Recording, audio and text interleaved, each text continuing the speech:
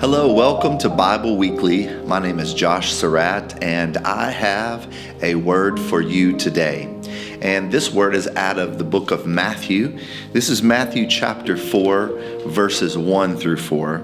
And it says this: Then Jesus was led up by the Spirit into the wilderness to be tempted by the devil.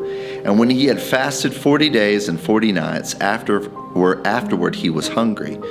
When the tempter came to him, he said, If you are the Son of God, command these stones to become bread. But he answered, and this is a very familiar passage, and a lot of us know this, but he says this, and he answered to him and said, It is written, man shall not live by bread alone, but by every word that proceeds from the mouth of God. Now, I actually have with me a loaf of bread, if you could see this. And this looks like a very nice loaf of bread. And I actually really love bread. A lot of people love fresh, hot bread that comes out of the oven, or maybe you're at a store and they just make the bread to make sandwich or put butter on it, put honey on it, whatever you want. But, Jesus responded out of this. Now, we have to look at this. He was very hungry after fasting, abstaining from physical food, and praying for 40 days and 40 nights. But interesting thing is, Satan came to him at what Satan thought was his most vulnerable state, which was he was weak with food. And so when he was weak with food and he was very hungry, Satan said, hey, why don't you turn this stone into bread? But actually, Jesus was at his peak spiritually because he had spent time with the Lord. He had spent time with his Father. And he had said that man does not live by bread alone. In other words, bread is needed, but that's not the only thing that is needed. What is needed?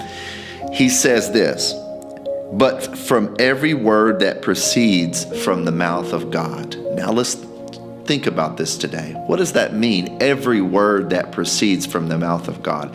Well, the word of God is what helps us. Now, I have a question for you today. Why is bread so important for us?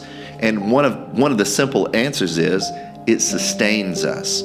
You only can go so long without food or without water, but with specifically the food, it actually brings energy. It helps us. It goes throughout the day. If some of us don't eat a meal or 1 or 2 or 3 meals, you can feel it in your body.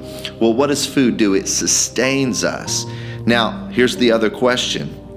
What does the Word of God do to us? What does this living bread do to us? Well, it's the same answer. It sustains us. It sustains us in every season of our life, every week.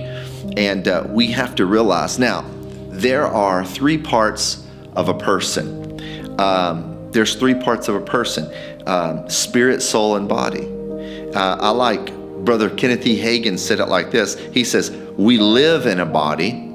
We have a soul, which is our mind, will, and emotions, but we are a spirit. It's actually who we are. So as bread feeds the body and sustains the body, the words of God sustain the spirit of a man, the heart of a man, who he is.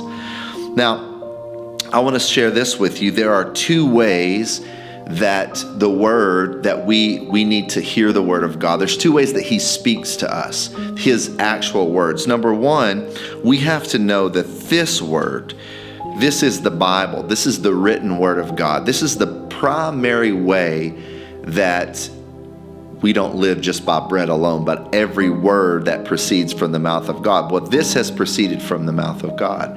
And so this is alive and living. And the second way is through your own spirit. He speaks to us through our spirit. And I want to leave you with this quote.